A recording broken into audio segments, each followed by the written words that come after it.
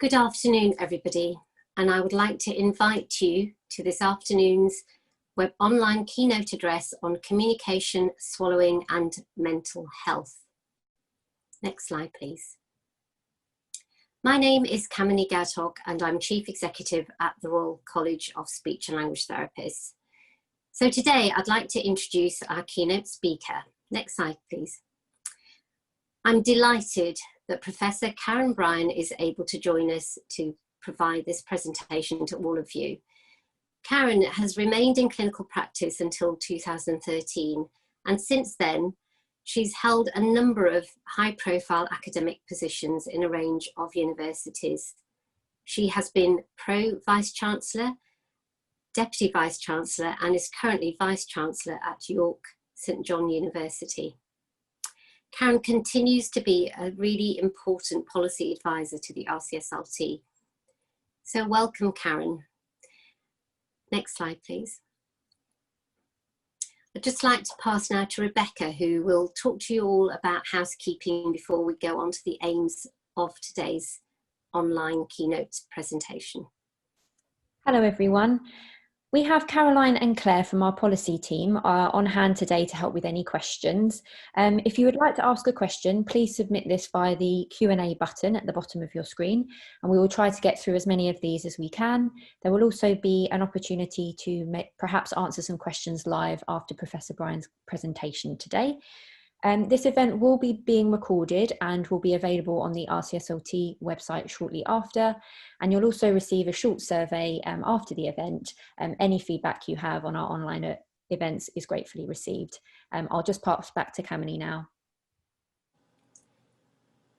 Thank you so much. So, as I said earlier, I was going to go through the aims and objectives, but I'm sure that many of you are aware that tomorrow is World Mental Health Day. And so I think it's very appropriate that we are presenting this topic as part of a keynote today, not just because of the work that speech and language therapists have done historically in this area, but more so now with the impact of COVID-19, both on the general population's health and well-being, but also on people who have and are recovering from COVID-19. So as you can see from this slide, the aim of the keynote is to provide you an overview of the link between mental health, communication and swallowing needs, the role of speech therapy in mental health, and the impact of speech therapy in supporting people with mental health disorders. Finally, what needs to happen in mental health services for people with speech, language and communication needs, as well as swallowing difficulties. So without further ado, I'd like to introduce Professor Karen Bryan. Over to you, Karen. Thank you, Kamini. Next slide, please. So good afternoon, everyone. I'm delighted to be here with you, and thank you for joining us. So I'm going to discuss communication, swallowing and mental health. Next slide, please. So I'll talk about mental health and communication and swallowing needs, the role of speech and language therapy in mental health, the impact that speech and language therapy can have in supporting people with mental health disorders, and I'll end with a reference to RCSLT's campaign on mental health. So just to clarify, the presentation will be available after this session, and all of the references that you'll see on the slides and the links that I'll mention will all be available within the presentation. Next slide, please. So, as Kamini said, it's World Mental Health Day tomorrow. We know that mental health conditions make a substantial contribution to the global burden of disease, with about 14% of disease attributed to neuropsychiatric disease.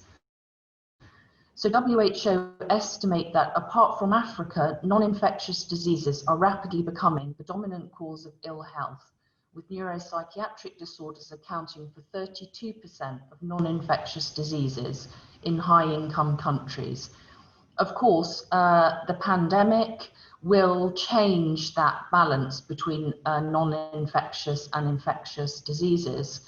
And COVID is making a very significant impact on people's mental health, be that directly from experiencing the illness and the after effects, or issues such as unemployment, schooling difficulties that may indirectly arise from COVID. I've also put a mention here to WHO's No Health Without Mental Health. That was written back in 2005, but it's been a very influential document in ensuring that we address mental health in people who have physical health conditions. Next slide, please. So in relation to causes of communication difficulties, difficulties can arise from pre-existing speech, language and communication needs, which may or may not have contributed to the mental health problems. So we know, for example, that people who stammer or people with unremediated developmental language disorders, those issues may contribute to them developing a mental health problem. Then there are difficulties that are an intrinsic part of the mental health condition. So, for example, it's widely recognized that in schizophrenia, people experience difficulty controlling language, difficulty using language, language interfered to by intrusive thoughts, for example. And then there are difficulties that arise from the management of a mental health condition. For example, the side effects of treatment can cause drug-induced dysarthria. That's a motor speech production difficulty, or swallowing difficulties are associated with some antipsychotic medication as a side effect. So those would be indirect communication difficulties, but clearly very debilitating for people who experience those. And I've given you a reference to a full review of psychiatric disorders and communication. Next slide, please. So in terms of, if we think sort of developmentally, we know that reduced oral language is a risk for literacy, and both reduced oral language and reduced literacy are a risk for education. So we have three risks there, all of which are risks for developing mental health and behavioural outcomes. And that's obviously very significant when we think about children who have issues with their language and their literacy. Next slide, please. So we recognise now that there's considerable comorbidity between communication difficulties and mental health. So thinking of children, 81% of children with social, emotional and mental health needs have significant unidentified language deficits. We know that adolescents with developmental language difficulties are more likely to have depression and anxiety than their peers. And children at young people at increased risk of developing mental health problems are likely to have language and communication difficulties. For example, children with autism, learning difficulties, ADHD, those involved in care and those involved with the criminal justice system. They're all at risk for mental health problems, and they're also likely to have that risk around their language. So we're looking at really considerable comorbidity. Next slide, please. And also, we know that during the school years, particularly the adolescent period, loneliness and peer rejection may contribute to adverse mental health outcomes. And that's more likely to occur if the young person has compromised language skills. We know, for example, that from adolescent populations, that having communication difficulties can contribute to lack of achievement in education, and that has knock-on effects for life chances. Judy Clegg's very considerable work has shown that over 60% of children facing school exclusion had speech, language and communication needs. And those needs are commonly associated with other developmental conditions such as attentional problems, intellectual disability, and autistic spectrum disorders. And when we look at communication as an example of a neurodevelopmental condition, again, in that body of research, you see considerable comorbidity between neurodevelopmental problems and young offenders with language difficulties. Next slide, please. So, as a result of my work, I've for a long time been suggesting that all children and young people presenting with emotional and behavioural difficulties should have a full speech, language and communication assessment. There's very strong research evidence for that. We also know that once children go into senior school, their difficulties with language are much more likely to be labelled as emotional and behavioural difficulties rather than language difficulties. We know that it's very difficult for teachers and other care staff to recognise particularly comprehension disorders. So really there is a very acute need for full speech, language and communication assessment when children present with these emotional, behavioural, mental health issues. Next slide, please. And when we think about adults with communication difficulties, we know that those with mental health conditions may directly affect communication, as I've already mentioned, so schizophrenia, depression, which may affect the person's ability to interact with others. People with acquired communication difficulties such as aphasia, which is language difficulty after stroke, motor speech dysarthria, Parkinson's disease, etc. Those people are, it's very well documented that they're all at risk for mental health difficulties, given the profound impact that those issues will have on their day-to-day functioning. Adults with enduring developmental difficulties, for example, learning difficulties, are also at risk for mental health difficulties. And it's very widely recognised that speech and language therapy intervention has a significant impact on preventing mental health difficulties in these adult populations. It's a role that speech and language therapists have. It's very strongly evidenced, but it's often not recognised outside of our profession and the professions that work really closely with us. Next slide, please. And just to mention eating and swallowing difficulties. Swallowing difficulty occurs in about 35% of people in adult acute inpatients and 27% in community mental health settings. And that compares with about 6% in the population, in the general community population. There can be several different causes for eating and swallowing difficulties that can be neurological, side effects of medication, or behavioural, such as fast eating syndrome. That's quite an interesting paper that really carefully sets out the potential causes of swallowing difficulty.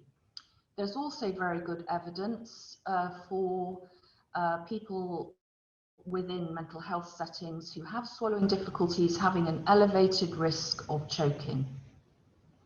And of course, any difficulty with eating or swallowing has a significant negative impact on well-being and physical health on top of the mental health difficulties that the person is already experiencing.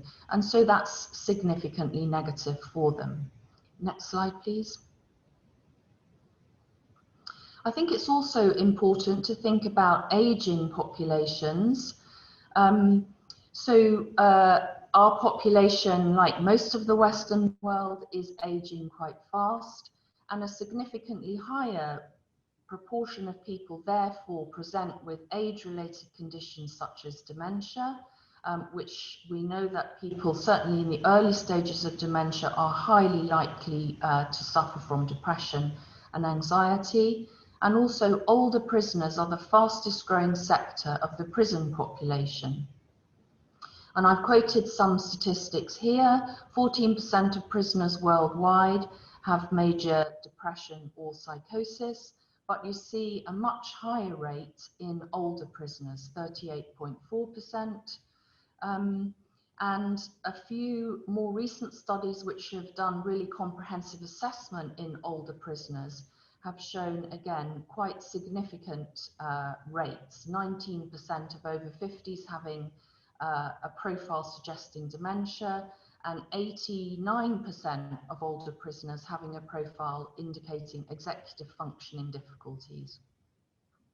So that's really quite significant for the prison population and has enormous impact on those older prisoners themselves, but also on the people who are caring for those prisoners. Next slide, please. So I'm going to talk now about speech and language therapy role in mental health and discussing assessment, intervention and prevention, which for me are all really important areas and key roles that speech and language therapists have.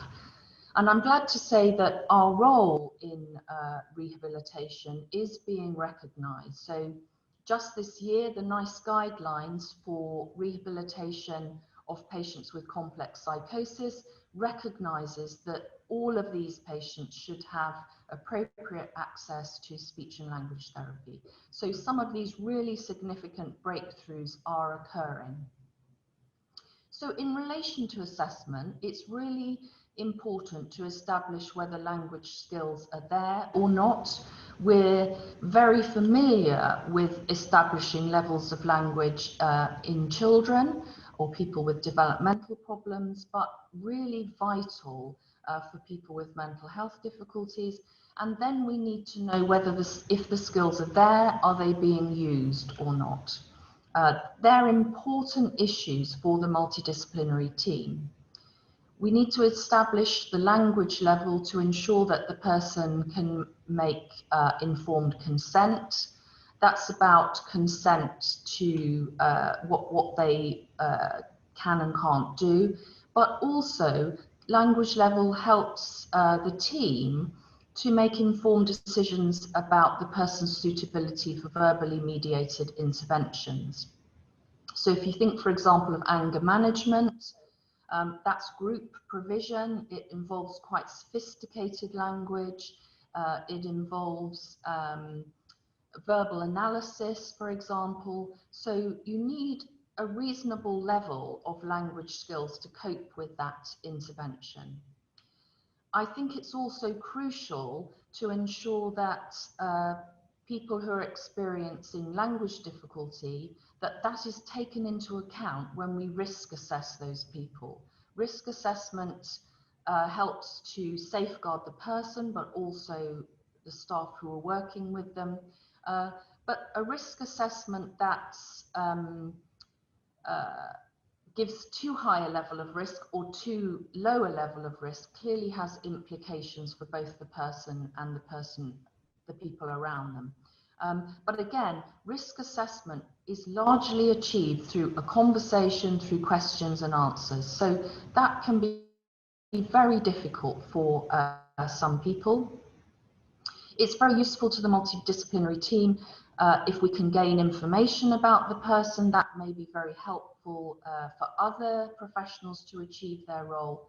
And that full profile of the patient in terms of how to achieve effective communication is also vital to the multidisciplinary team. Next slide, please. And then in terms of interventions, thinking of adult mental health, we may need to improve language, for example, group interaction skills, in order to allow the patient to access other interventions. So that might be some targeted language development to facilitate an essential intervention for that person. Some people will need specific individual therapy programs, for example, around fluency or swallowing. It's possible to deliver language and communication programs in partnership with other staff, key workers, education staff, nursing and OT assistants. Here's just another example. This related to a patient with very complex manic depression. If he was over-medicated, he was unwilling to speak, almost unable to initiate speech. But if he was under-medicated, he spoke really fast and was disfluent. A speech and language therapist can pick up those early precursor signs and help to calibrate the drug dosage. And then, of course, the more standard joint working to enable patients to benefit from other interventions. So art therapy, vocational workshops, and that's about adapting those interventions, supporting communication, scaffolding understanding. So all forms of intervention that we're very used to providing, but which enable the patient to access other interventions. And those interventions may be really crucial for their progress. Next slide, please. So then moving on to prevention, the Children's Commissioner in 2019 produced a paper called We Need to Talk, which is about access to speech and language therapy for children. And really what we've got there is government recognition that speech, language and communication skills are a primary indicator of child well-being. And there is a need to ensure that children's speech, language and communication needs are met. Those skills are themselves a protective factor for mental health. That's the opposite of the sort of risk enhancement that I showed you earlier. And it's also now recognised that speech and language therapy has a role in both universal and targeted services to prevent mental health difficulties by ensuring that children develop the speech and language skills they need. Next slide, please. In relation to adults, it's important to enable recovery by preventing disengagement. Disengagement actually by both patients and staff to enable effective communication. It can be really hard for staff if a patient is very difficult to communicate with. If you're not careful, they will just very gradually, almost without realizing, disengage from that person. Information about communication and structured approaches to achieving the best communication possible can also change negative perceptions. So he needs help with understanding versus he is uncooperative. Clearly, he needs help with understanding is a much more positive perception of that person. It's important to prevent swallowing difficulties.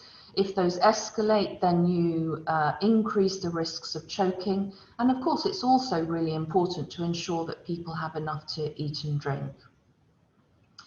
I've mentioned already supporting access to other services and preventing inappropriate interventions for people who have insufficient language skills. So an adult with very low levels of language is probably not going to benefit from anger management.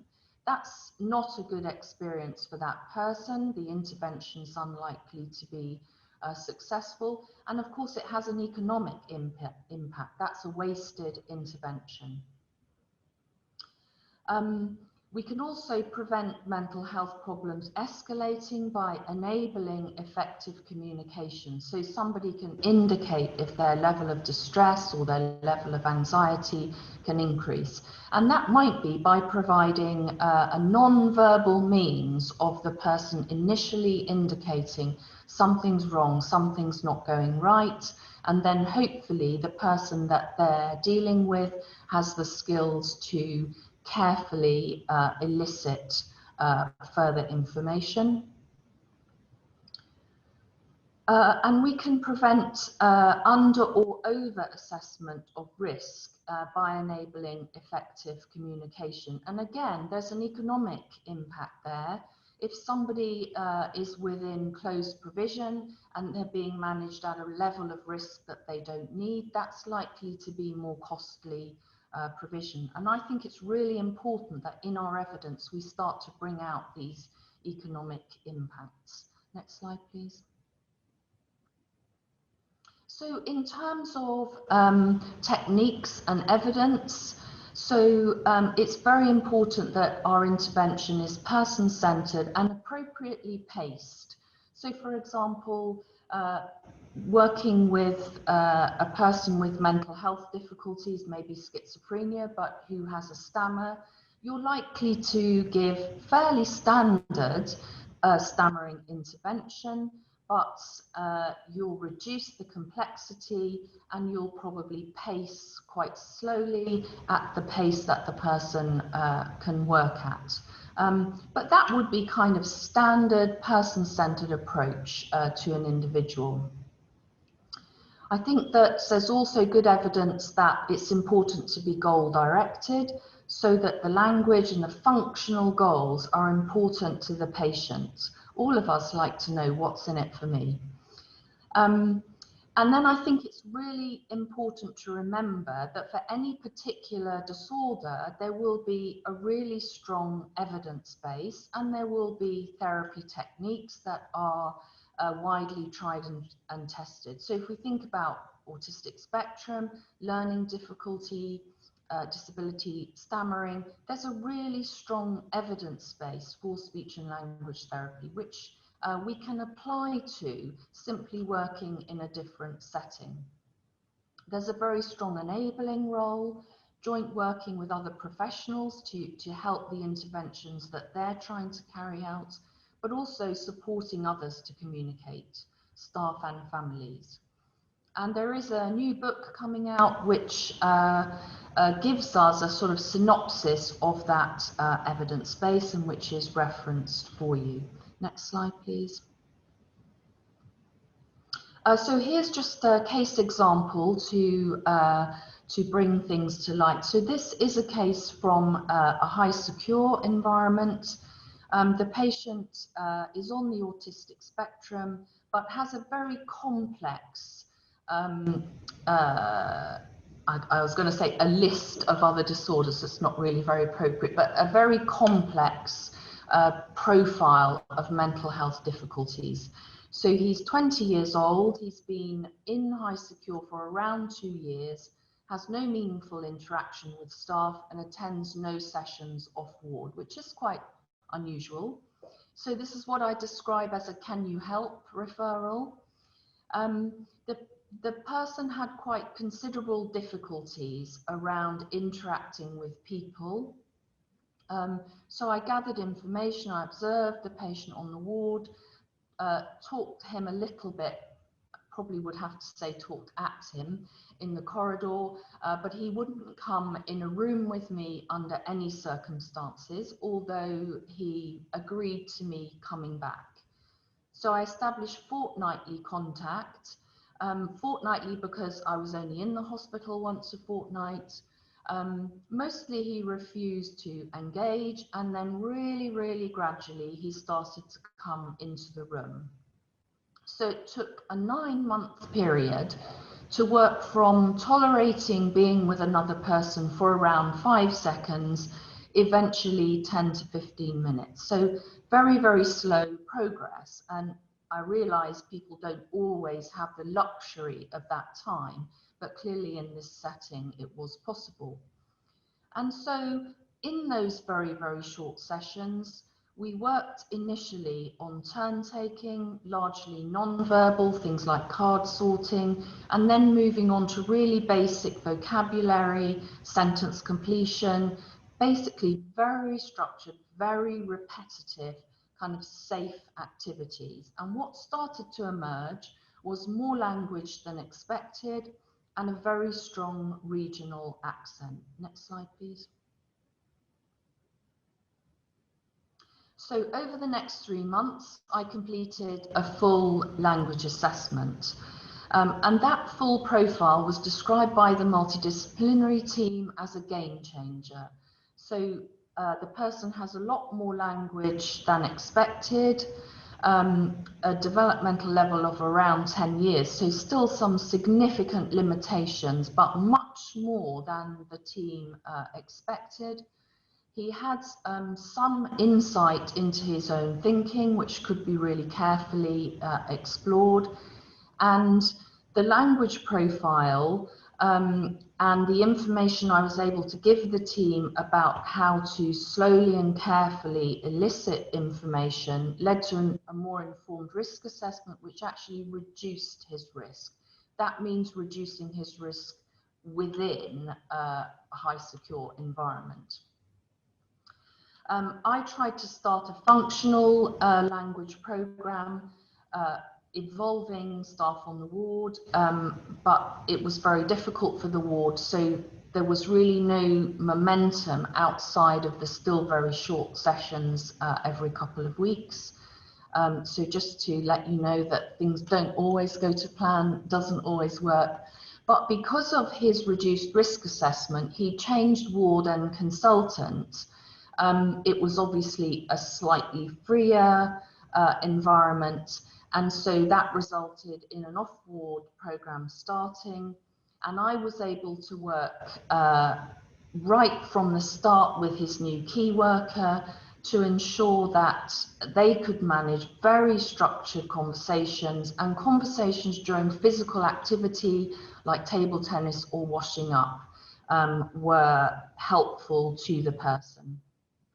I was also able to support garden and gym staff, mainly to reduce communication loading, but after that to manage very basic structured communication with checking back for meaning. So quite a low level, but enough for them to be able to interact.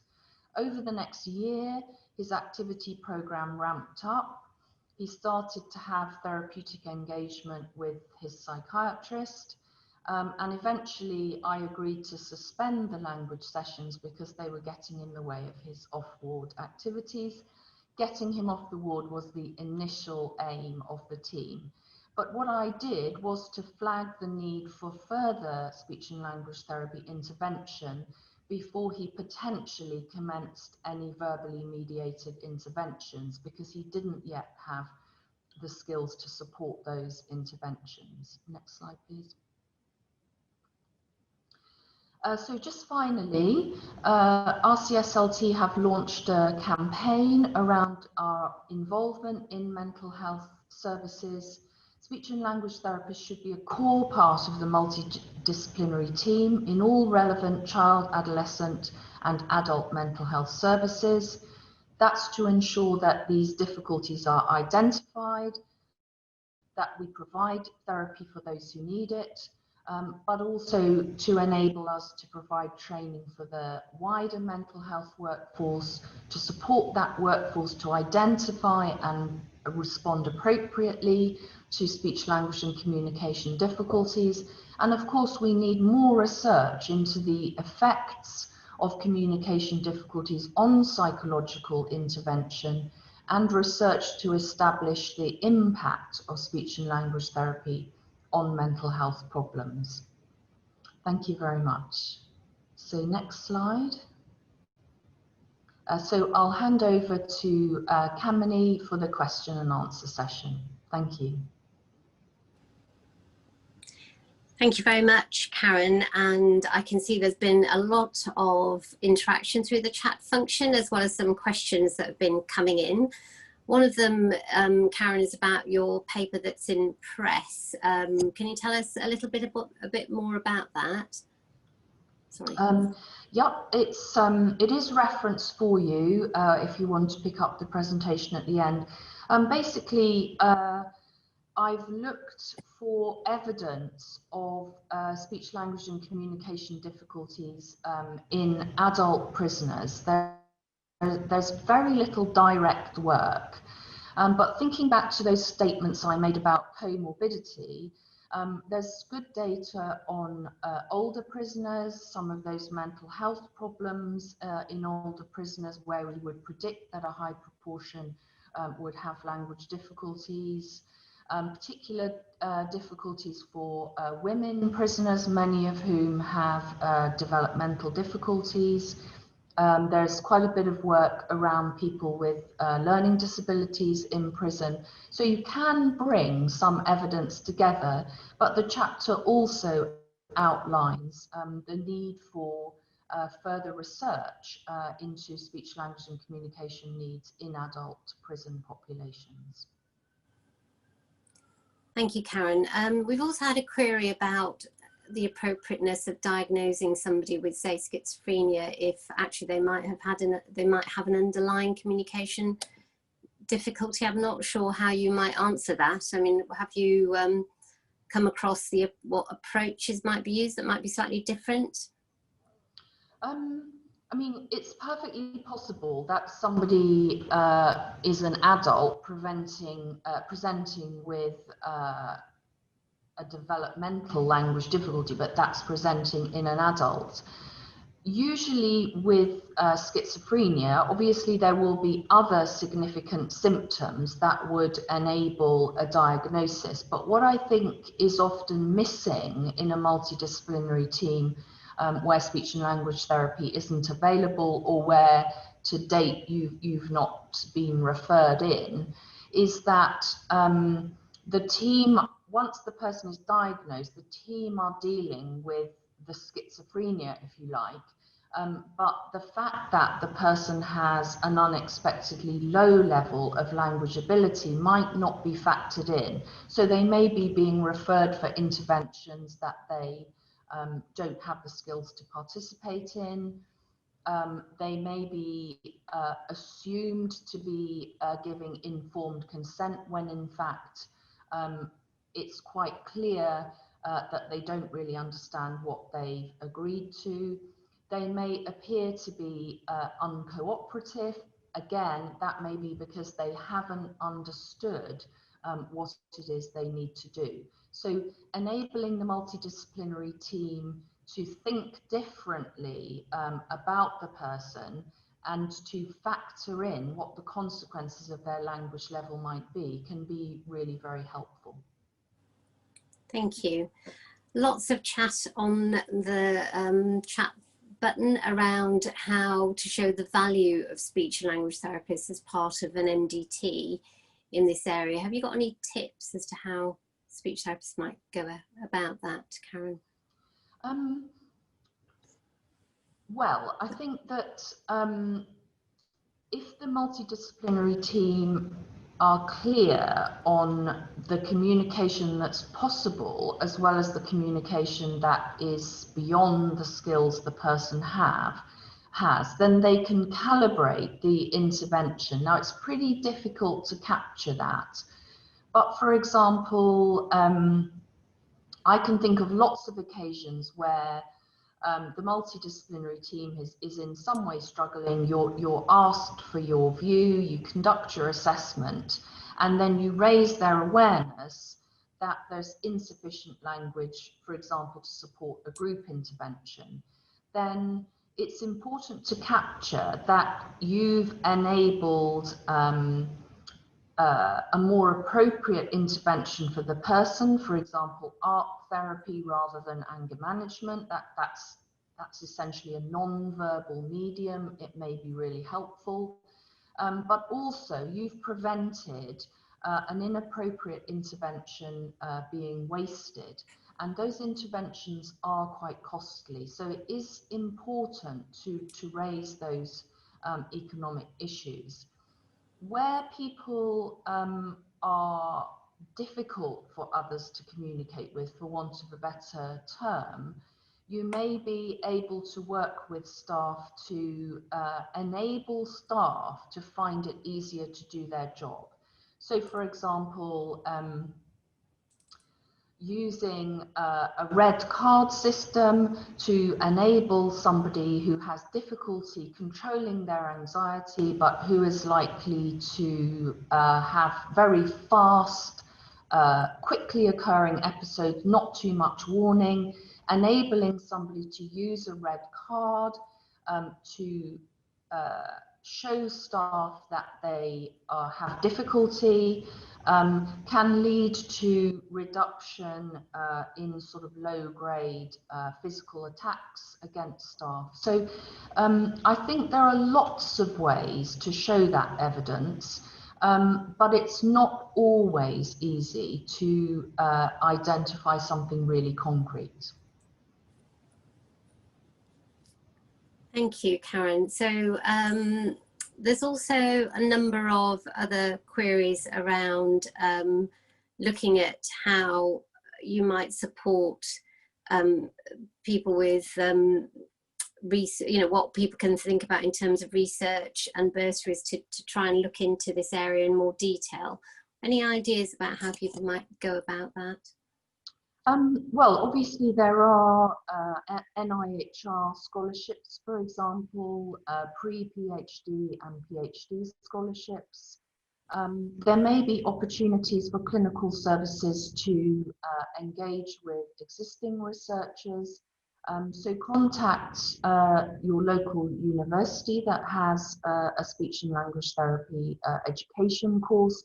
There may be people really interested in working with you around clinical data. Join a clinical interest group, because there may be people that you could work with there. So that's at least a few suggestions. Thank you very much. Someone's asked about how you might, and you might not be able to answer this one, Karen, about children who might find it very difficult to work and engage with a speech therapist because of social emotional difficulties. Have you got any hints as to how therapists might approach that? You talked very eloquently about the way of that you handled it, or the case study of a man in a prison. Is it going to, obviously there'll be different approaches for children, but I don't know if you've had any experience of working with children in that way. Well, I'm sure that there are therapists much more much more experienced than me. I mean, the example I gave, actually completely cutting down the sort of the verbal content, focusing on simply actually, for the first few months, that was about tolerating being with another person in a room. And for that patient, that was totally overwhelming. So actually just to focus on that, physically being around another person. And then I described that use of largely non-verbal, but very safe, very repetitive activities, and needing to do that over a number of months. Obviously, there will be situations where that's not possible, but I'm afraid I don't have any direct experience of working with young children with those disorders. I think the speech and language therapists with expertise in elective mutism would probably be the source of good advice there. So there's a lot on the chat function and in the questions about how services could be set up for people with communication needs and within mental health teams. I know this is something that keeps coming up and has come up as a theme a number of times. I've seen that people are offering their insights, which is really helpful. So I'm hoping that we can draw down some of those conversations to share those with colleagues afterwards. So just to say that we're very aware this is still quite a new and emerging area, I guess, like a number of the areas in which our profession does work. I think what's been highlighted through the chat, and I've just been having a quick look as I've been listening to you as well, Karen, is the importance of making a case. And hopefully, I think some of the evidence that you've provided, as well as the outcomes of interventions by speech therapists, and showing, as I said, the importance of our role, will help provide the information people need to help make a business case, and also then to use that to influence local funding of services. There is still then the issue around how speech therapists can develop their skills and knowledge in this area. Hopefully members will be involved in any SENS or any other networks. Have you got any ideas about how speech therapists might find a route into this area of work? Well, I think that there are now a number of speech and language therapists working in this area, and there is a clinical interest group. Have I got that phrase right, Kamini? Yep, Yeah, that's right. okay. So you could talk to those people. I think there are service developments, you know, happening all the time. I've even seen some on Twitter.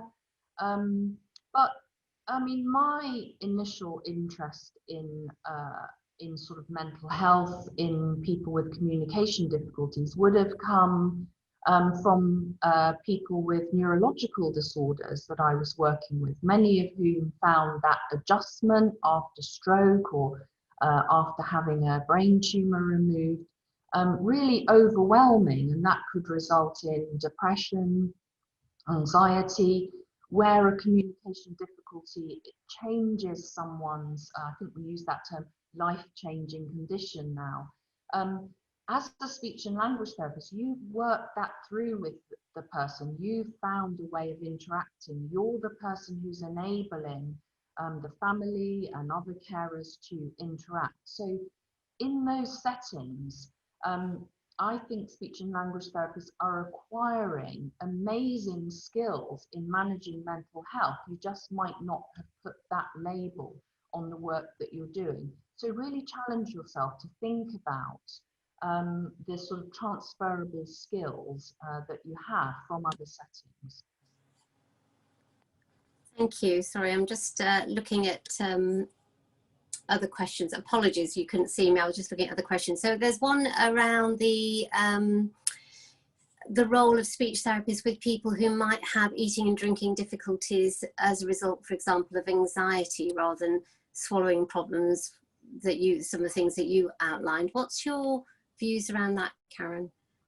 Yeah, I think if you're working with someone with anxiety, with paranoia, then particularly where food is provided, where they don't prepare the food themselves, food can be a real focus for anxiety or paranoia, and then the person is refusing to eat.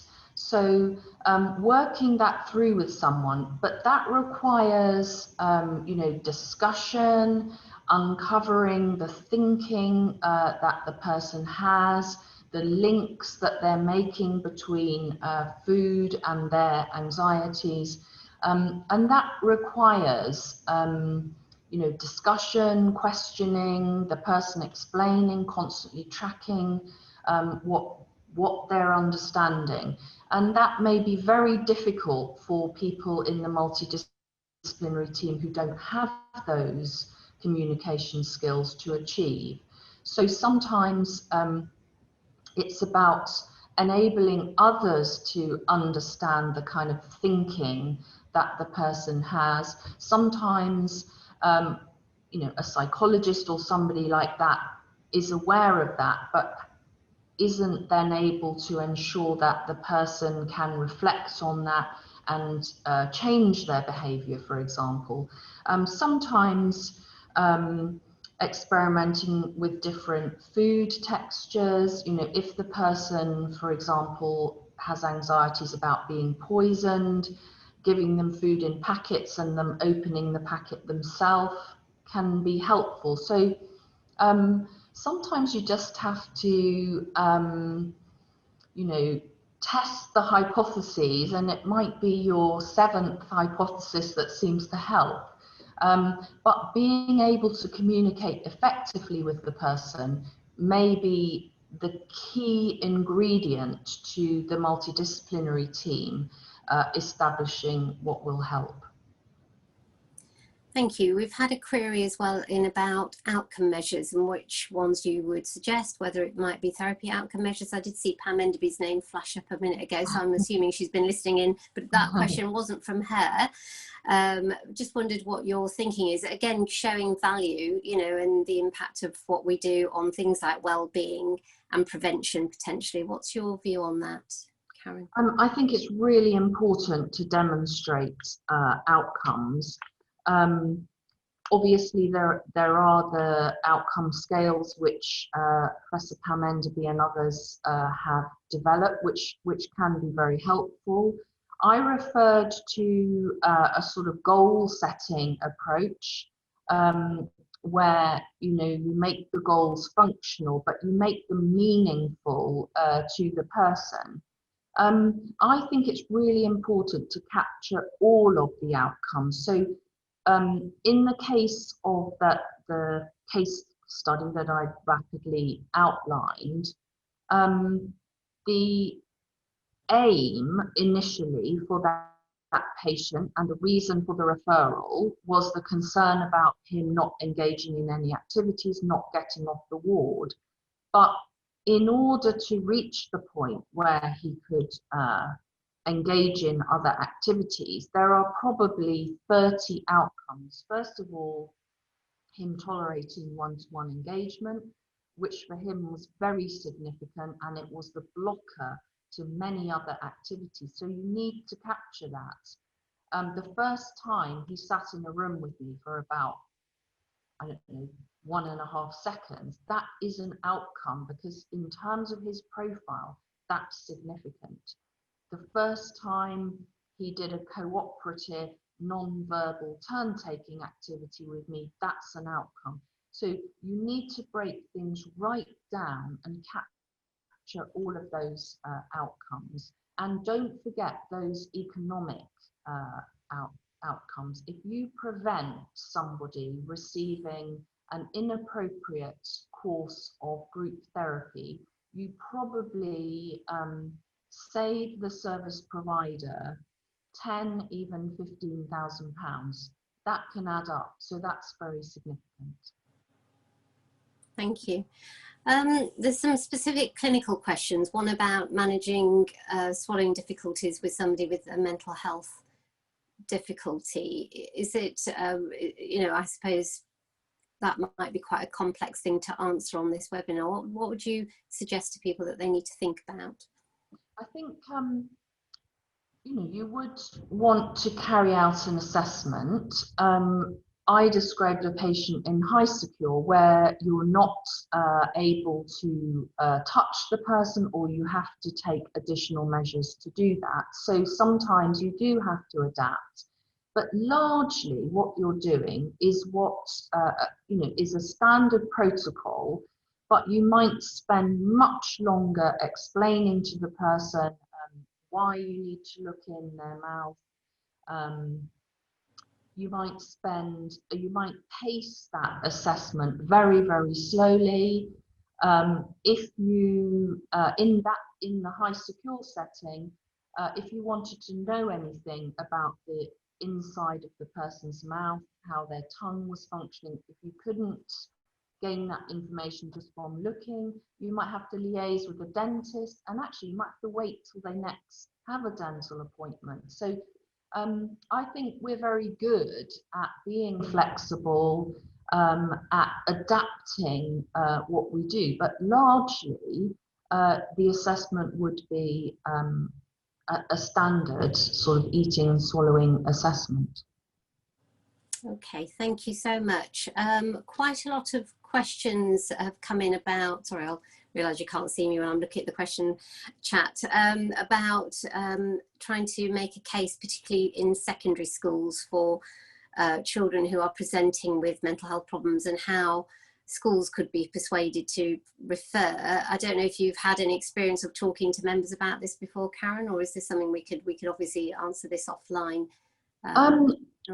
I haven't had experience of putting cases together for school-based services, although I would say particularly Julie Clegg's work would provide really strong evidence. Sarah Spencer's work and also Vicky Joffe's work on school-based interventions that improve language and actually improve language for all children. There is a strong evidence base. But I've certainly worked with speech and language therapists and also via RCSLT to put together cases to go to service commissioners for mental health services in young offender institutions and in adult prisons. And I think, you know, there is a good evidence base now. We always want more evidence, but there is a good evidence base. But the trick is to use that evidence to show how you'll enhance the service provision as a whole. So not only will speech and language therapy be available, it will enable more accurate risk assessment. It will enable targeted interventions to take into account language difficulties. So you then start to sort of show that you're not an optional extra or a nice to have, but that you're actually going to make a difference to the school, to the provision of intervention as a whole, and that becomes a really compelling case. But I think, I hope you won't mind me saying this, Kamini, you know, but via RCSLT, put out a call, see if anyone else has developed the sort of case that you're trying to develop, and see if you can, you know, get some help in that way, because usually somebody else has done it before you. Thank you, Karen. And we have a whole variety of clinical excellence networks, and I can see people are sharing on the chat box Twitter handles that will help people to connect within the community. We've also setting up a professional networks site on our website to help what our sends to engage through that process and that platform. So I think your point about sharing best practice, both in terms of making a business case, but also in terms of resources that people use, be really, really helpful, Karen. Thank you. And just to say that we've got just a couple of minutes left. So as I said, I'm very aware, I think there were about 1,000 people who'd registered, over 1,000 people who tried to register for this event. So there's a lot of chat going on. I'm trying to keep on top of most of it, or all of it, if I can. The other thing that Pam has raised is that she has developed therapy outcome measures for mental health in secure units, for those of you who are interested in that. And obviously we do have an online tool which supports the collection of outcome measures, so we'll make sure that everybody gets a link to that after this event also. I don't know if there's anything, Karen, that you'd like to just finish on before we just show the slides around some of the other guidance and documents that are available. Is there anything from what people have said that you'd just like to finish on? Really, I'd just like to say that I think it's absolutely fantastic that communication difficulties, swallowing difficulties within mental health are being recognised much more widely. And I'd really like to thank Royal College of Speech and Language Therapists for their tireless work in making this happen. I've only been able to quickly glance every now and again at the chat, but I can see people making suggestions, reaching out to others. That I think there's a real willingness to share resources and experiences, and that's really, really positive for us around this really important agenda. So thank you very much to everyone who's dialed in, listened, and good luck. Thank you so much, Karen. So before we go, could we just highlight that there are some slides in this pack which have the references on them, so that when people do get the link to the slides, they can see that those references are there. Thank you so much. And then there is a final slide which we will probably add the link to the online outcomes tool so that people can see that, and that's also on one of the slides, so we'll put that in.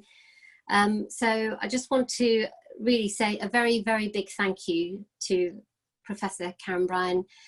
She's been amazing in helping support our lobbying work nationally to government and to raise the needs of people with communication problems within mental health, the pathways around mental health, and for all the work you've done to support us to show the value of speech therapy as a profession and to develop the profession's role in this area. So seeing lots of thank yous in the chat box, and again, a very big thank you to everybody who's joined us today. We're really pleased that you found this useful, and we will be putting the presentation up on the website. So thanks to all, and we look forward to virtually engaging with members again for the next webinar. Thank you so much again, Karen. Okay, thank you.